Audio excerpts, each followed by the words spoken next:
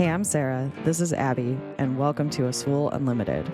If you're new here, I'm a scuba instructor, and I moved into my van in 2021 after losing my dive shop in Indonesia due to shutdowns. I've been on the road diving around the US, Canada, and Mexico for the last 2 years, teaching on YouTube along the way.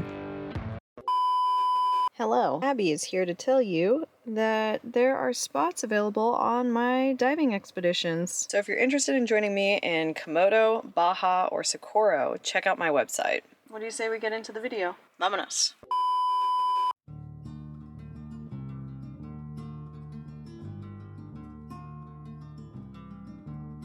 I'm beyond nervous to go cave diving again, and the idea of traveling without Abby and my van feels like I'm leaving my security blankets behind.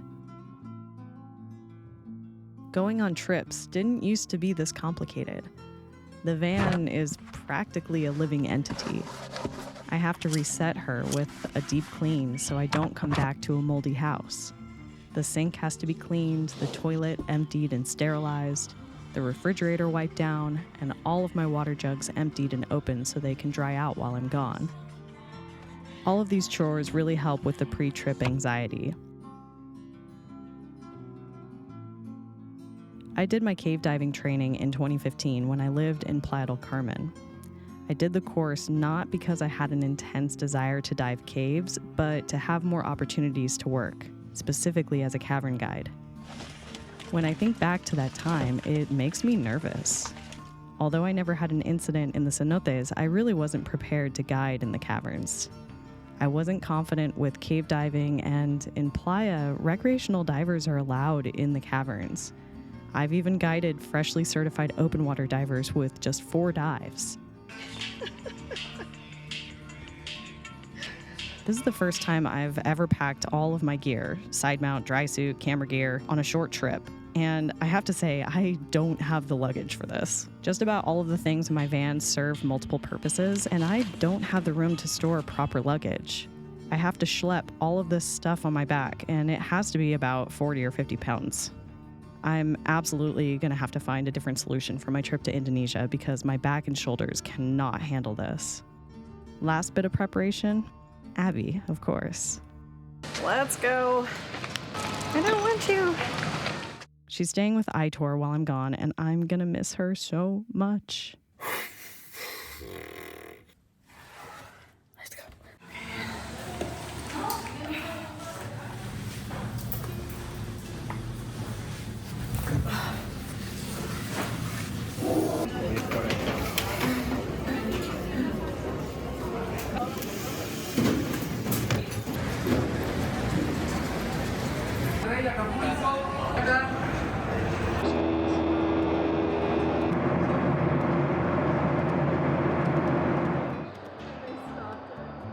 Okay, these are the moments when I feel the most ridiculous doing the kind of work that I do. Like, I'm trying to get this shot, right? And then they stopped everything. My bag is right there. Like, do I wait? Or just pick it up? I feel like I need the shot now.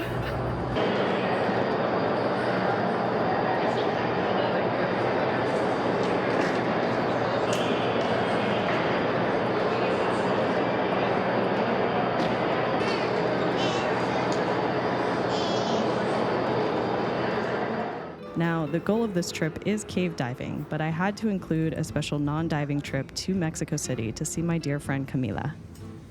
And of course, I'm doing all of this while traveling on a budget, so I got to experience public transportation in Mexico City. Honestly, I love it. Buses and metros allow for the best people watching and snooping.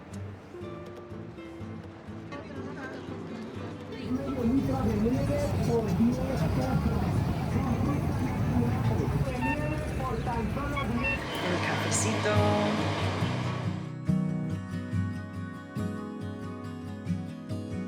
Uh-oh. ¿Tú quieres comer? Colombia. Colombia. Es muy chistosa. Es muy chistosa. Camila and I worked together in Xcalac, a tiny 300-person fisherman town south of Playa del Carmen. Now she has a fancy corporate job in the city, and it has been way too long since I saw her last. You've solved the problem of being short. Parang kambing de mi mamá.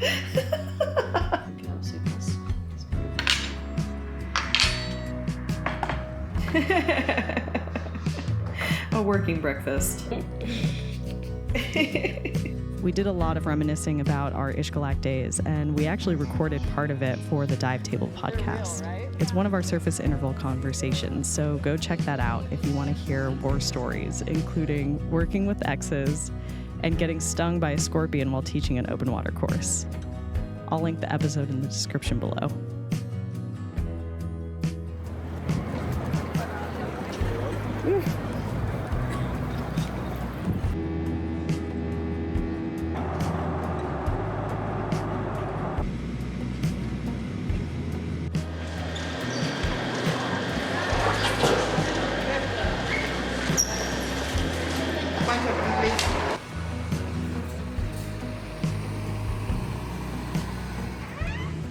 It's midnight, and I have class at 8 o'clock in the morning. It's gonna be great.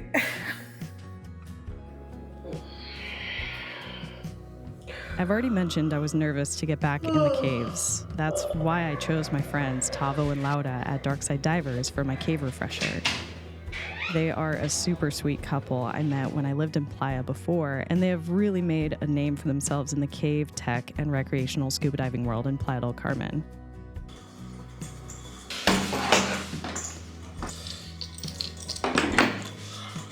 You would have to add bungee or straps as means of holding the lights, or otherwise, then with bungees, and then you just put it there. Yeah.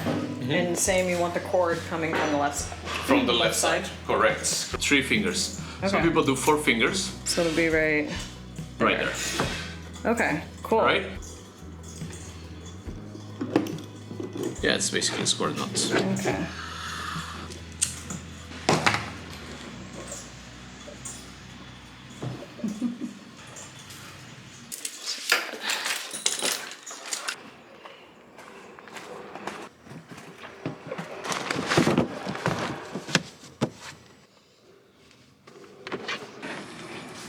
And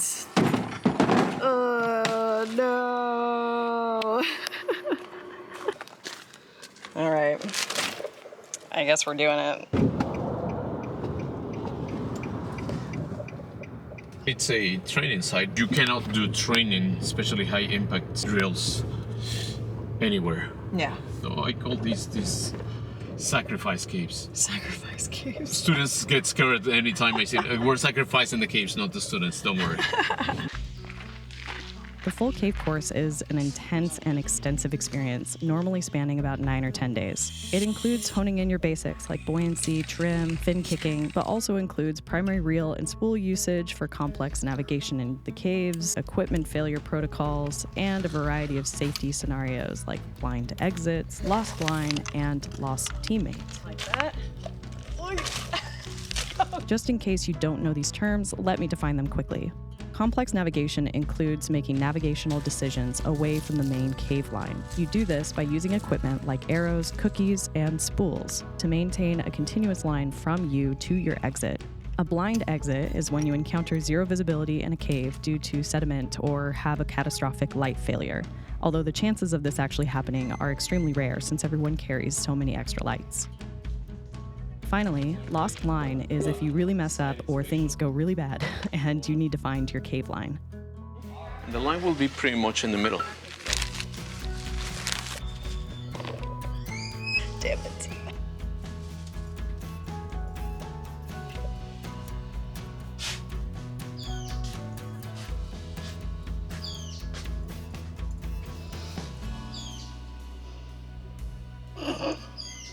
Now, this first dive, we didn't get much footage because even though we weren't technically in a training class, our focus was on proper execution of the dive and working with my stress instead of content creation.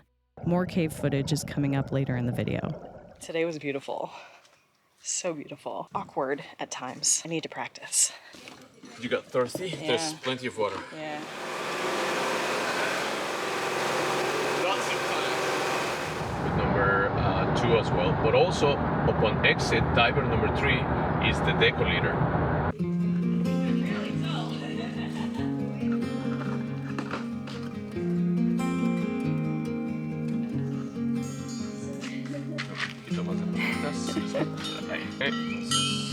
Ah, ok, la válvula es lo que tú mides. Sí. Sí. Entonces, tráete la cajita de O-rings que vas a ponerle en la mano.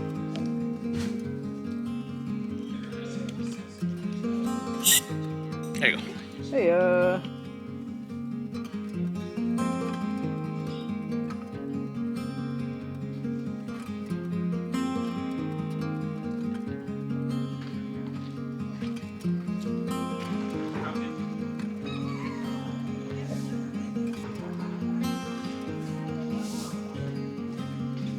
Swimmers, a lot of snorkelers, but also you get a lot of open water divers. It's a shortcut to get to some of these interesting places as opposed to doing a big loop. Yeah, of course, this Yeah. is not going to go anywhere. But then if you do it the other way, just to show it.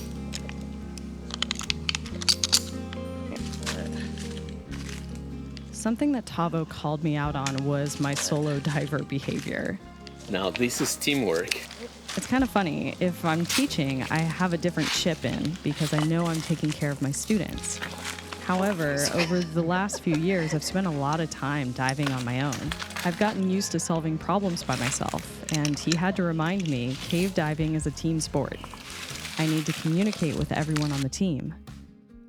Of course, people do go solo cave diving, but for me, absolutely not. I don't plan on ever messing with that. It's super important that he shines the light on his neck and tells me, hey, I'm out of gas. Very good.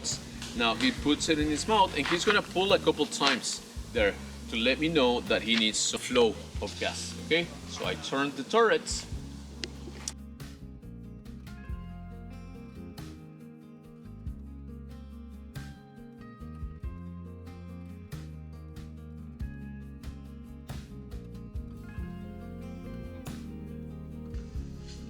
I had no idea what to expect with wearing a dry suit in the caves. I took my proper DUI undergarments thinking that maybe I would need them for long dives in the colder freshwater caves, but I found that they were excessive. By the end, I settled on wearing just the top, but if I could have repacked, I would have taken my thrifted wool sweater and leggings instead. It just wasn't cold enough, especially in the deeper caves where we spent most of our dive in the warmer saltwater. I did choose to keep my dry gloves installed in order to practice the skills with less dexterity.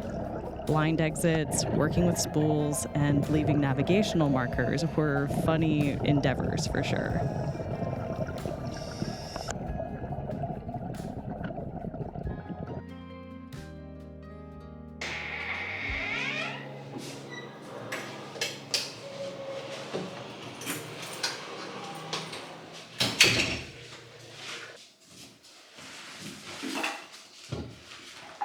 Oh my God.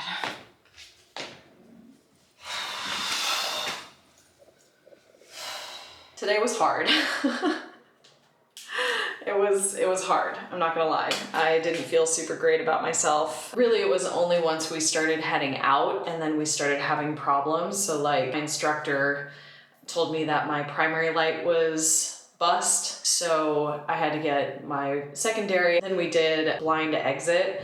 And I just, because of like my discomfort in the suit and the heat and everything, I was starting to feel very stressed. I definitely was breathing heavier, which was ultimately like, I was working harder and it was making me hotter. So it was like it was a bad combination of things. It's funny because I noticed that some of the things are still there, right? Like we hadn't gone over what happens when lights go out, but I remembered from my training that I need to move into the secondary position in a team of 3.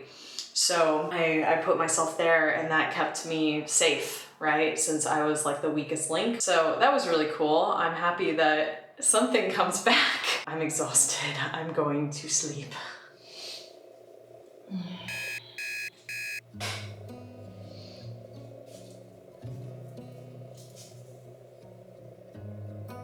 Good morning. Let's get some real lights in here. Oh man. It's too early. I need to get up because I still have normal work to do while I'm here diving. Oh geez, I'm spilling this everywhere. I'm gonna make some coffee. Some very strong coffee. Do this. One thing I don't ever understand about hotels, and like this is technically supposed to be an Airbnb, but it's a hotel. There's never like plugs in the places where you feel like you need them. Have you guys experienced this? So I have this coffee maker and I'm like, where are the plugs? I mean, there's a fridge, so there's obviously a plug like back there. There's this, so like there's a plug up here, and then there's one just like there.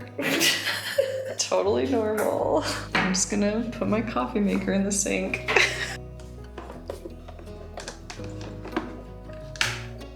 Let there be coffee. I also have to make my lunch because a lot of the places where we stop for like burritos or tacos or whatever, there's just nothing for me to eat. I have been making peanut butter banana sandwiches. It's like my favorite easy go-to for lots of calories. Today is the final day of the cave refresher. Tavo is an excellent cave teacher. I've really appreciated his style of teaching. I knew that I would be in good hands with him because I've never gotten the vibe that he was like one of those, you know, big chested, like, I'm a cave diver kind of instructor. Like, if you know, you know. I never ever felt that from him. He's just a really good instructor. People will say that 6 or 7 years isn't that long to be away from a place or from a type of diving or a sport. Like, to me, when I remember my life here in Playa del Carmen, like that was an eternity ago. Like, so much has happened since then. It feels like a lifetime. So today, we should always be honest with our instructors. I had told Tavo that the only time that I really felt panicked, it wasn't quite panic, but I was on my way there, was in Taj Maha. It's one of those cenotes that goes up and down a lot, like a lot. I wasn't able to equalize, and I was like stuck in this room. I had to be able to go down to get out of it. And you know, whenever you can't equalize, you should just come up a little bit so that the pressure relieves and you can restart and try again, right? But I was in a spot where there was literally nowhere else to go. I couldn't go up anymore. There was a ceiling. I felt uncomfortable. I was very nervous about that. I eventually got through it and got out of the cavern, but it just kind of stuck in my brain as like, it was a scary moment in my dive career. So anyway, the plan is to finish the cave refresher at Taj Maha today. It's gonna be great. I don't know why I do this to myself. I like personal growth. I think that's what it is. Coffee's really getting active in there. That's the sandwich. Look at that. Yes. I'm gonna get to work on my computer. I'll be seeing you in Taj Maha.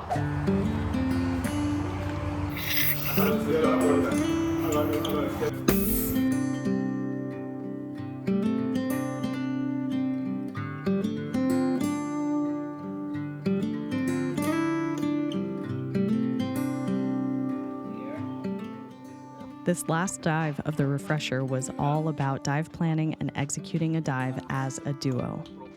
We took our SAC rates and the information from the cave maps to determine how far we could go into the cave. So 16 and 7? Our plan was to start on the cavern line and make 2 jumps to connect to Chinese Garden. We went over our plan, did our checks, and got into the cave.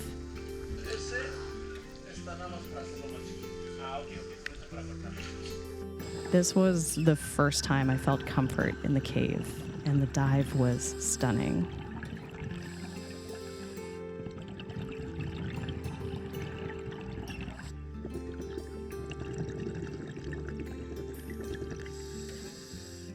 The formations were so delicate and intricate. I could imagine how this cave must have been when it was dry and all the years it would have taken to create the stalactites and stalagmites. Cave diving really is an exploration into history while experiencing a deep connection to the earth.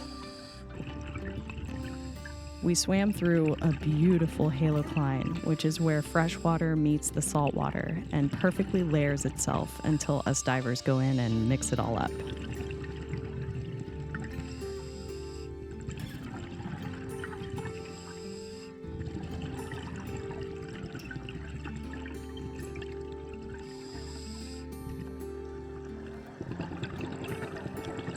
Then came the portion of the dive where I got to face my fear from all those years ago.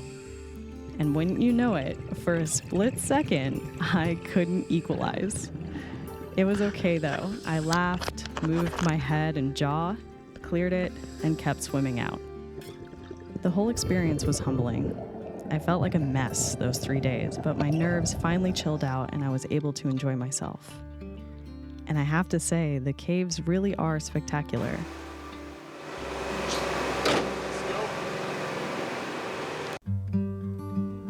Okay. I have finished my cave diving refresher. I think taking the time to get more training from somebody else, a different instructor, to learn new things, it was just super helpful. It was worth the money and the agony of like being a student and struggling. I still think that cave diving isn't gonna be like the thing that I get into. I just love seeing animals. That's what gets me excited, but that's okay. And I can still do this kind of diving. I have the skills to do it and I feel more confident. My understanding of navigation in caves is like so beyond better than it was when I did the course originally. And my nerves have gone down significantly. Like when I first started, I was breathing like crazy. And then by the end, I started to go down to like what my normal sac rate is. So very helpful. As dive professionals, I think it's important to get out of our comfort zone regularly in order to continue growing our skills. It's especially wonderful if we can do that in a more controlled environment like a course where mistakes can be made with someone who knows what's going on. The next couple of episodes will be set here in Playa del Carmen, so subscribe if you don't want to miss them. You can also get more from the Azul Unlimited community by joining Patreon. Okay, love you, bye! Got a little hair. Oh my god, I can't get it. There it is. Oh, it's a perfect little Abby hair. I miss her so much. Okay.